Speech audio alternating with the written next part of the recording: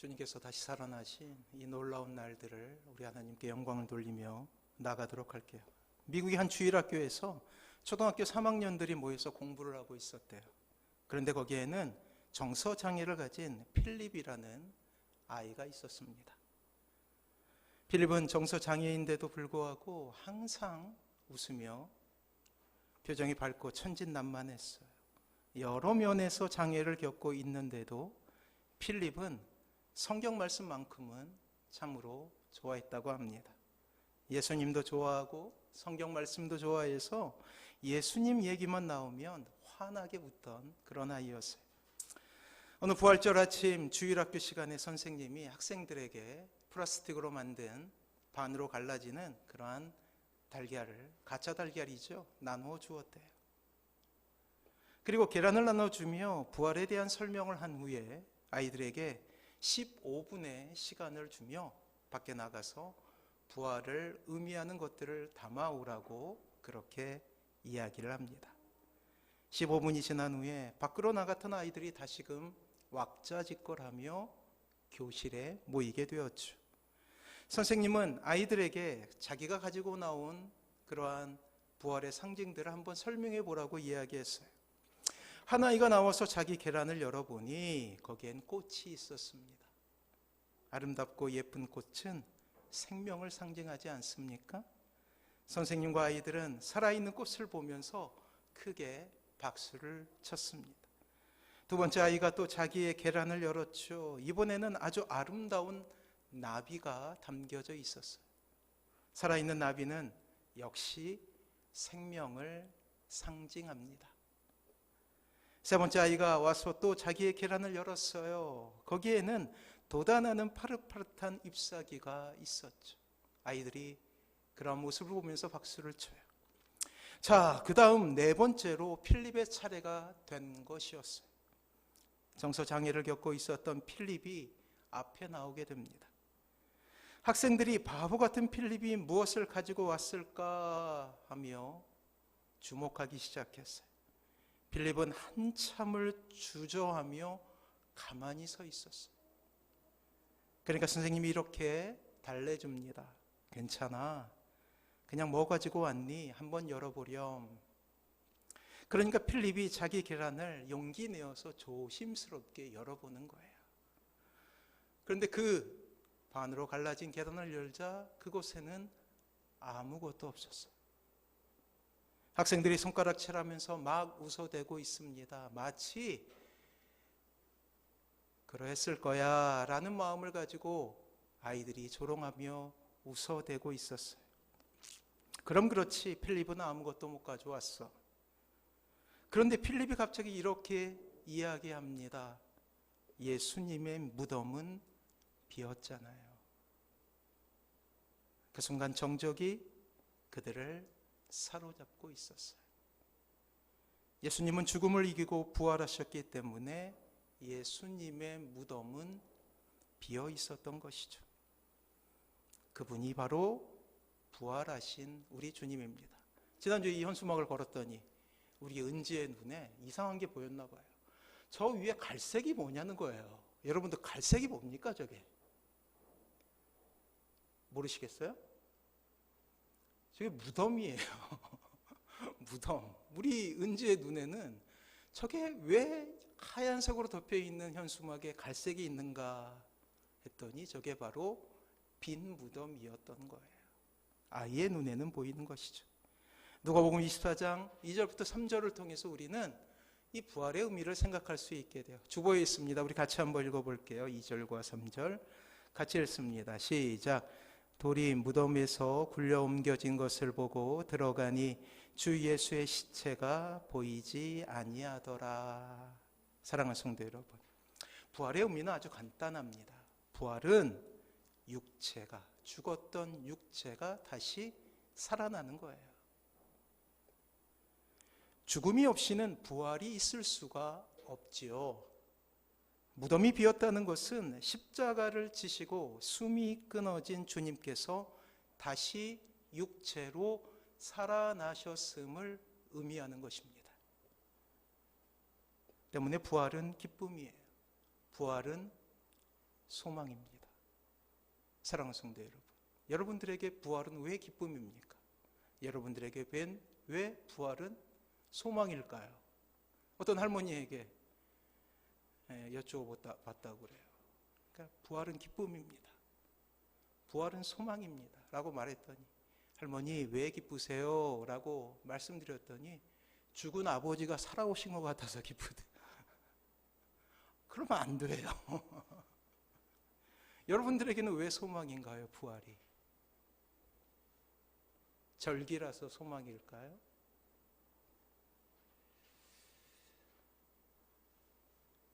지난주 우리는 죽음에 대해서 알아보았죠.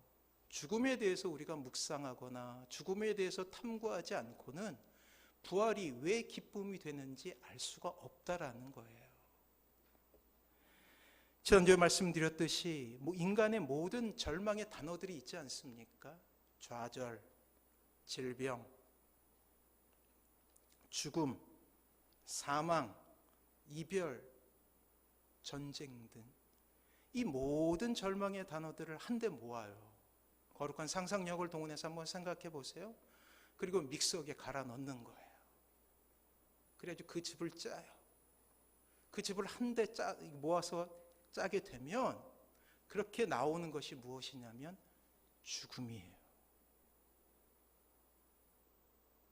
거기서 우리는 죽음을 발견하게 된다라는 거예요. 그러나 현실적으로 우리는 죽음에 대해서 별로 깊게 생각하지 않습니다. 하지만 내가 사랑하는 사람이나 나 자신에게 죽음이 임박해져 오게 되면 죽음이 어떠한 의미인지 비로소 깨닫게 돼요. 그 사망이 가져다주는 슬픔과 좌절의 깊이를 우리는 드디어 깨닫게 돼요. 그래서 절망, 시련, 고통, 좌절, 아픔, 질병, 암, 이 모든 것을 한데 섞어서 배출해내는 것이 바로 죽음이라는 것을 깨닫게 되죠. 저 역시 몇 년 사이로 아버지와 어머니를 하늘나라에 보내드렸어요. 저는 분명히 목사로서 하늘나라에서 다시 만날 것을 믿고 있습니다. 또 놀랍게도 하나님께서 꿈을 통해서 그 하늘나라에서 어머니를 만나게 될 것을 꿈으로 보여주셨어요. 서로 만남을 웃으며 축복할 그날을 믿고 있습니다. 하지만 목사인 저에게도 이 죽음이 갈라놓는 슬픔은 여전히 있어요. 때로 슬프고 때로 그립고 이 땅에 홀로 남겨진 고아가 되었다라는 것을 가끔씩 깨닫게 됩니다. 자, 이 땅을 살아가며 우리는 여러 가지 슬픔을 경험하게 돼요. 때로 시험에서 낙방했을 때 우리는 깊은 절망 가운데서 울음을 삼킬 때가 있지 않습니까? 혹은 그것이 자녀들의 절망일 때도 우리는 너무나 아파요. 또 사업의 위기 가운데서 큰 실패를 경험하고 집안 물건에 빨간 딱지가 붙을 때 우리는 절망과 동시에 큰 실패를 경험하게 되지 않습니까? 20여 년 잘 키운 아들을 군대에 보내는 것 역시 참으로 쉽지 않는 일이에요. 노년이 되었을 때 독거하며 지독한 외로움을 삼켜야 하는 이 땅의 많은 어르신들의 슬픔 역시 우리의 마음을 아프게 하지 않습니까? 또한 오랫동안 병치레하며 무너져가는 자신의 몸을 발견하고 그 병실에 누워서 또르르 흘러내리는 눈물이 있을 때 우리의 절망은 참으로 크고도 깊습니다. 하지만 이런 모든 슬픔 가운데 우리를 더욱더 고통스럽게 하는 것이 있으니 그것은 사랑하는 이를 먼저 떠나보낼 때라는 거예요. 짙은 절망이 찾아오고 다시 볼 수 없다라는 안타까움이 눈물이 되어 회한이 된다라는 거예요. 사랑하는 성도 여러분, 성경은 하나님께서 이 땅에 세상을 창조하시고 인간을 창조하시면서 원하셨던 것을 성경을 통해서 그려내셔요. 우리가 잘 모르니까 상상할 수 있도록 만들어 주셔요.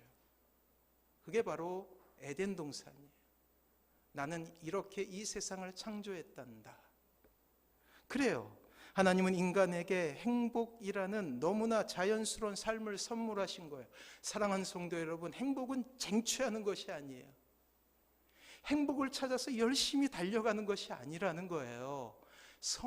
성경에서 말하는 행복은 당연하고 자연스러운 거예요. 에덴 동산을 통해서 그것을 보여주지 않습니까? 그래서 에덴 동산은 우리가 뭐라고 부르죠? 낙원이다라고 부르잖아요. 그곳에서 처음 사람이었던 인간은 가장 극치의 행복을 누리며 살았어. 가장 행복한 인생을 살아갈 수 있었다고요. 또한 거기서 그치는 것이 아니라 영원히 죽음을 보지 않고 행복한 삶을 살 수 있었다라고요. 그런데 문제가 생기죠. 하나님 안에서 가장 지극한 행복을 누리던 인간이 하나님의 자리를 탐한 거예요. 그리고 하나님을 배반하죠. 그 증거가 뭐예요? 선악과를 따먹는 거예요. 약속을 파기하는 거예요. 선악과를 따먹는다는 것은 맛있는 과실을 먹었다는 의미가 아닙니다. 내가 하나님이다라는 죄예요.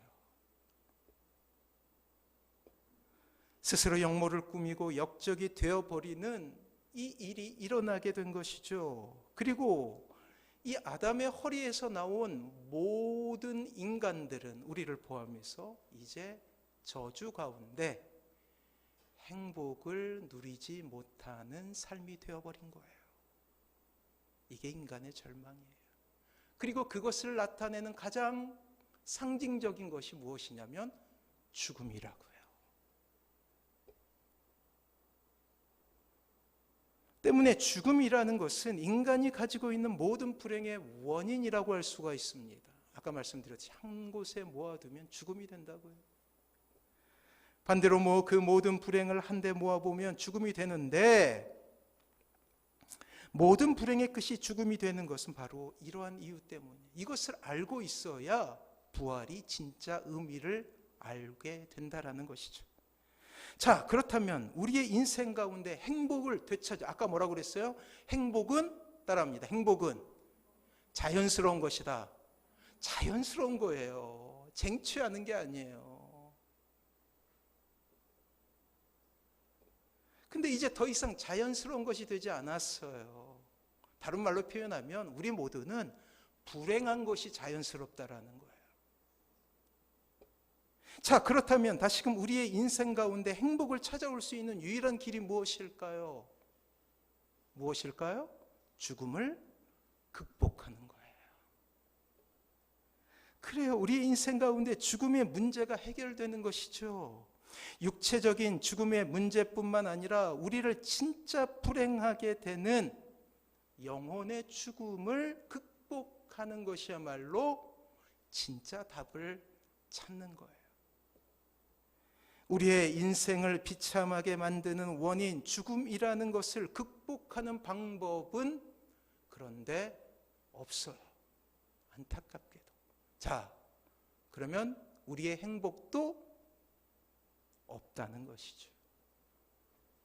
이러한 죽음과 불행의 원인을 해결하기 위해서 많은 사람들이 인간의 역사 가운데서 노력을 했죠. 철학자들은 인간의 근본이 무엇인가 추적하면서 행복해지려고 노력했어요. 인간이란 과연 무엇인가? 행복은 어떻게 찾지? 실패했습니다. 과학자들은 과학을 발달시켜 이 땅의 유토피아를 이루려고 했죠. 그러나 그것이 가당키나 한 것일까요? 인간이 저지른 전쟁은 모든 것을 파괴시켰어요. 과학이 발달함으로 말미암아서 무기도 발달하게 되었다라는 거예요. 폭탄 하나가 떨어지게 되면 한 나라가 모두 파괴되는 세상을 우리가 살아가고 있다라는 거예요. 유토피아는 없어요. 의학자들은 의학 기술을 발달시켜 인간의 죽음을 극복해 보려고 노력했습니다. 실제적으로 많은 성과들이 있었죠. 하지만 이 시대는 유병장수하는 시대예요. 유병장수하는 시대. 사람의 3분의 1은 암에 걸리는 시대를 살아가고 있습니다. 바이러스 하나로 이 땅에 수천만의 사람들이 죽어갔어요. 정치가들은 치세를 통해 이 땅에 불행한 사람들을 구하려고 했죠. 하지만 자신이 먼저 부패해지는 모습을 우리에게 보임으로 말미암아서 정치는 소용이 없다, 해답이 없다라는 것을 우리에게 증명하고 있습니다. 다시 한번 말씀드리지만 99가지 행복의 이유를 소유했지만 만약 우리의 인생 가운데 불청객인 한 가지의 불행이 찾아오게 되면 우리는 여지없이 불행한 사람이 되는 거예요. 자, 그래서 결론 내립니다. 실패했다라는 거예요. 인간의 모든 노력은 실패했다라는 거예요. 그렇다면 죽음을 이길 수 있는 방법이 과연 있을까요? 어떻게 해야 우리는 죽음의 문제를 해결하고 진정한 행복을 누릴 수 있는 사람이 되느냐 말이에요. 정답은 있습니다. 성경은 아주 단호하게 이야기해요. 있다고요. 그래요. 부활하신 주님을 믿는 거예요. 죽음을 가장 먼저 극복하신 주님을 믿는 거예요. 사랑하는 성도 여러분, 지금 우리의 삶이 우리를 좌절과 어둠과 절망으로 몰아넣더라도 주님께서는 우리에게 부활과 생명으로 다가오셔요. 왜 주님이 중요하냐? 왜 십자가가 중요하냐? 왜 부활하신 주님이 중요하냐? 죽음의 문제를 유일하게 해결하신 분이시기 때문이에요. 그래서 예수님을 믿고 나서 우리는 무엇을 고백하냐면 영생을 고백하게 되는 거예요. 영원히 산다. 그래서 부활절이 중요한 거예요. 동일한 부활의 능력으로 지금 이 순간에도 내 삶을 치유하시며 나를 새롭게 하기를 원하시는 주님이 계신다라는 것이죠. 죽음의 극복은 불로초를 먹는다고 해서 해결되는 것이 아니에요. 오직 예수님의 생명의 부활을 믿음으로 가능하다는 것을 우리는 인정해야 된다라는 것이죠. 놀랍게도 하나님의 구속의 역사, 생명의 역사는 장구한 인류의 역사와 궤를 같이 하고 있습니다. 하나님께서는 단 한순간도 이러한 구속의 역사를 염두에 놓지 않으시고 역사를 진행시키지 않으셨어요. 놀랍게도 동시에 사단도 동일한 목표를 가지고 일사불란하게 자신이 하고자 했던 일을 해왔죠. 특히 사단은 아담의 범죄로 찾아오게 되는 이 땅에 죽음이라는 무기로 세상을 점령해 왔다라는 거예요. 사단은 끊임없이 죽음이라는 것으로 세상을 위협하고 절망에 빠뜨립니다. 여러분들이 겪게 되는 대부분의 절망은 악한 영에게서 온 절망이에요. 여러분들의 죄가 호응한 절망이라는 거예요. 이러한 절망 가운데서 하나님은 너무나 오랫동안 죽음 아래 신음하고 있는 사람들에게 소망이란 단어를 선물하고자 하죠. 그래서 삼위일체 새 하나님께서 모이셔서 회의를 하셔요. 그리고 결정하셔요. 십자가라는 인간의 상상을 뛰어넘는 방법을 고안하시고 그것을 통하여서 죄를 사하시게 되는 거예요. 그래서 십자가가 있는 거예요. 시간으로 하면 금요일 골고다 언덕을 덮은 짙은 먹구름은 이제 하나님의 원대한 구원의 계획이 무산된 것처럼 보이게 했죠. 메시아라고 불렸던 예수님이 너무나 무기력하게 십자가에서 죽으시지 않았습니까? 사람들이 기대했던 천군 천사도 공생의 3년 동안 이루어졌던 엄청난 기적도 그 십자가 위에서는 보이지 않아요. 주님의 시신은 캄캄한 무덤에 안장되었습니다. 그리고 시간은 멈추어진 것 같았죠. 오늘 우리는 예수님 죽음 뒤 3일 후의 일을 추적하게 됩니다. 사랑하는 성도 여러분, 예수님의 부활은 역사상 가장 위대하고 놀라운 사건이에요. 이 역사적 사건의 주인공이신 예수님은 그 부활의 현장에서 가장 먼저 막달라 마리아라는 여인에게 나타나셔요. 주님을 따르는 제자들도 많았고 주님의 말씀을 듣는 사람들도 많았지만 주님이 정작 죽으시는 그 순간에는 모두 다 도망쳐서 흩어지게 되었죠. 놀랍게도 예수님은 그 죽으신 지 사흘 만에 다시 살아나실 것이라는 말씀을 제자들에게 여러 번 강조했어요. 그러나 그들은 믿지 않았어요. 때문에 주님이 죽으신 지 사흘이 되었지만 그 무덤을 찾는 이가 없었다라는 거예요. 여인 몇몇을 빼놓고. 참으로 허망하게 보이는 형국 아닙니까? 하나님의 원대한 구속사적 계획은 십자가 사건을 통해 오히려 실패한 것처럼 보여요. 사단의 계획이 성공한 것처럼 보여요. 사단의 계획이 무엇입니까? 나무에 달려 죽게 하는 거잖아요.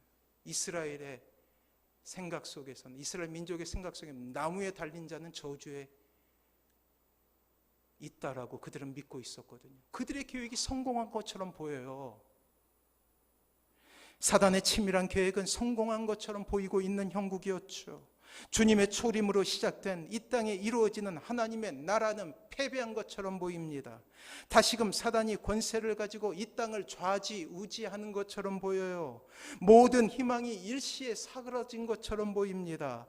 절망이란 상황 속에 갇혀 주님을 따르던 무리들은 산산이 흩어지기 시작해요. 십자가라는 절망적인 상황을 지나갔던 제자 공동체의 패배가 보입니다. 바로 이러한 때에 다시금 이 시대를 뒤흔드는 하나님의 놀라운 반전이 우리에게 보이게 되는 사흘 후에 주님께서 무덤에서 살아나신 거예요.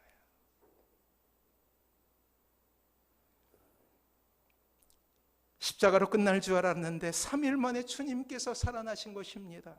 참으로 놀라운 일이었죠. 드라마로 보면 너무나 멋진 반전이 일어나게 된 거예요. 이 반전은 오늘 우리 이렇게 예배 드리고 있는 우리에게도 일어나게 된 것이죠. 우리의 삶에도 반전이 일어나게 된 것입니다. 사랑하는 성도 여러분, 주님의 부활하심은 놀랍게도 이 땅에 주님을 만나고 주님을 믿는 모든 사람이 죽음과 불행이라는 이 두 가지 절망 가운데서 승리했다라는 그러한 상징임을 기억하시기 바랍니다. 소망이 없는 우리의 삶에 드디어 우리를 괴롭히고 절망에 놓이게 했던 모든 불행의 원인이 사라졌다라는 거예요. 왜 부활절이 중요하냐? 죽음이 끝났다는 데 있어요. 그 모든 것이 우리의 삶에 진짜 일어난 일임을 증거하는 것이 바로 예수님의 부활이라는 거예요. 오늘 본문은 이렇게 우리에게 이야기하고 있어요. 그러면 이 부활이 우리에게 어떤 의미냐라는 거예요. 자, 고린도전서 15장 20절 말씀, 오늘 말씀이죠. 같이 한번 읽어봅니다. 시작. 그러나 이제 그리스도께서 죽은 자 가운데서 다시 살아나사 잠자는 자들의 첫 열매가 되셨도다. 사랑하는 성도 여러분, 왜 부활이 우리에게도 소망이냐? 자, 오늘 말씀 보세요. 잠자는 자들의 첫 열매가 되셨느니라. 그래요. 주님의 부활이 주님으로 끝나는 것이 아니라 주님을 믿는 모든 이들에게도 그 효력을 발생하게 된다라는 거예요. 이것을 믿으시기 바랍니다. 죽음은 더 이상 우리에게 그 능력을 발휘할 수 없다라는 것입니다. 좌절은 더 이상 우리에게 그 힘을 발휘할 수 없다라는 거예요. 절망은 더 이상 우리에게 슬픔을 주지 못한다라는 놀라운 소식이라는 것입니다. 이것을 믿으시기 바랍니다. 그래서 중요한 거예요, 부활이. 돌아가신 아버지가 오신 것 같아서 기뻐하는 날이 아니라고요. 주님께서 잠자는 자들의 첫 열매가 되심으로 말미암아 우리 역시 그 부활의 열매를 따먹을 수 있게 된다라는 거예요. 드디어 우리가 사는 인생이 절망과 좌절이 아니라 하나님께서 말씀하신 에덴 동산, 지금 우리는 그 에덴 동산을 하나님의 나라라고 부르게 되는 거예요. 사랑하는 성도 여러분, 이 땅에 주님을 믿는 모든 신자에게 하나님은 부활이라는 놀라운 선물을 주셨습니다. 그래서 우리에게 365일은 행복한 날이어야 된다라는 거예요. 이 모든 것의 증거를 대라고 말하는 이 땅의 사람들에게 주님 스스로 무덤에 나와서 예수님을 묻는 모든 이들에게 죽음이 사라졌음을 저 빈 무덤을 통해서 증거하고 있다고요. 근데 놀랍게도 이러한 부활의 소식은 2000년 전이나 지금 이 시대나 많은 하나님을 알지 못하는 사람들이 부인하고 있어요. 과학으로 죽은 사람이 어떻게 살아날 수 있어? 역사적인 증거로 사람들은 따지고 있습니다. 과학이란 테두리 안에 주님을 가두어 놓고 그것은 비진리야 라고 이야기했어요. 이걸 좀 어려운 말로 하면 이신론이라고 그래요. 비과학적인 모든 것들을 성경에서 제하여 버리는 거예요. 그래서 그 기독교 국가였던 저 유럽의 서방의 많은 나라들은 이제 예수님을 믿는 사람이 1%밖에 안 돼요. 대한민국은 어떨까요? 다르지 않습니다. 코로나19로 인해서 급속하게 주님을 믿는 이들은 교회를 떠났어요. 상식이라는 것을 통해서 사람들은 설득을 당했어요. 우리가 배우게 되는 12년간 공교육 그리고 대학 이것을 통하여서 우리의 학생들, 우리의 아이들, 우리의 자녀들은 철저하게 하나님이 없는 교육을 받게 된다는 거예요. 이것이 비극 아닙니까? 세상의 거센 저항에 이 땅의 교회는 힘을 잃어가고 여전히 이 땅의 교회의 부족함으로 인하여서 욕먹을 짓을 너무나 많이 했죠. 예수님의 이름이 땅에 떨어지는 참남한 일이 이 땅에 벌어지고 있다라는 거예요. 죽음이 생명을 넘보고 있음에도 불구하고 그 어느 하나 다시금 이 땅에 그리스도가 아니면 부활하신 주님이 아니면 결코 소망이 없을 것이라고 힘주어 외치는 이들이 사라졌다라는 거예요. 그저 복. 이 땅에서 받는 눈에 보이는 복만을 강조하는 것이 이 땅의 현실이라는 거예요. 주님 없이, 부활의 기쁨 없이 물질의 복을 받는다고 해서 그게 무슨 큰 행복이 되겠습니까? 사랑하는 성도 여러분, 하지만 저는 오늘 다시금 여러분들에게 이렇게 선포합니다. 예수님은 부활하셨습니다. 이것을 믿으시기 바랍니다. 그래요. 고백하는 거예요. 여러분들의 좌절이 있는 곳에, 아픔이 있는 곳에 선포하십시오. 주님은 부활하셨습니다. 나도 승리할 수 있습니다. 여러분들의 좌절이 가정에 있다면 가정에 선포하는 거예요. 예수님은 부활하셨습니다. 나는 승리할 수 있습니다. 질병을 가지고 있습니까? 선포하는 거예요. 예수님은 부활하셨습니다. 나도 승리할 수 있습니다. 물질로 고통을 당하고 있습니까? 선포하십시오. 예수님은 부활하셨습니다. 나도 승리할 수 있습니다. 우리는 이러한 부활을 믿고 있는 죽음 너머의 생명을 얻는 사람 아니에요. 결코 죽음을 무기로 협박하는 악한 영은 이 땅의 신자들을 겁박할 수 없다고요. 죽음의 권세는 주님의 부활의 소식을 통해 종지부를 찍었고 이제 사망만이 가득한 이 땅에 생명이 물밀듯이 들어오게 됩니다. 희망을 잃어버린 사람들에게 다시 희망은 삶을 변화시키는 원동력이 되고 죽음을 생각하는 이들에게 다시금 부활이라는 위대한 삶의 대번역은 다시금 이 세상을 살아볼 만한 세상으로 바꿀 수 있게 되었다라는 거예요.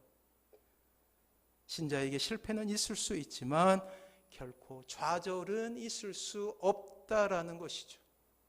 이제 부활이 무슨 의미인지 아시겠어요? 왜? 죽음까지 주님께 선택하시고 그 죽음에서 부활하셨는지 이제 아시겠습니까?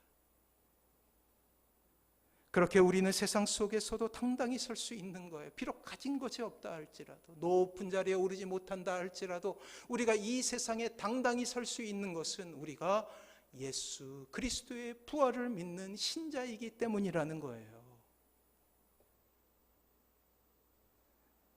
사랑하는 성도 여러분, 아멘하고 고백하십시오. 하나님은 분명히 우리의 가정을 변화시킬 것입니다.